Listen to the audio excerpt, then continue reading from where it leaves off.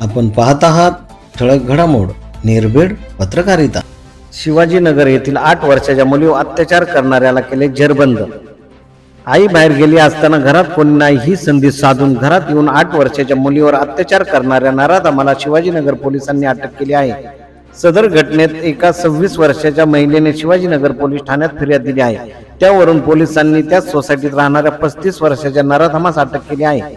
हा प्रकार 18 मार्च रोजी सायंकाळी 5 ते रात्री 9 वाजण्याच्या दरम्यान घडला होता। मिळालेल्या माहितीनुसार फिर्यादी महिला या मार्केटमध्ये कपडे खरेदी करण्यासाठी गेल्या होत्या। रात्री त्या घरी आल्या तेव्हा त्यांची 8 वर्षाची मुलगी रडत होती। त्यांनी मुलीला विश्वासात घेऊन विचारले असता त्यांची मुलगी बोलली की नीचे वाले अंकल ने सुसुकी जगह पर हात लगाया। मुलीच्या सांगण्यावरून त्यांची आई शिवाजीनगर पोलिसांकडे धाव घेतली। पोलिसांनी पोस्को अंतर्गत गुन्हा दाखल करून त्याच्या सोसायटीत राहणाऱ्या नराधमास जेरबंद केले आहे। पोलीस निरीक्षक अश्विनी हिरे तपास करत आहेत। प्रतिनिधी सतीश कांबळे सोबत ठळक घडामोड।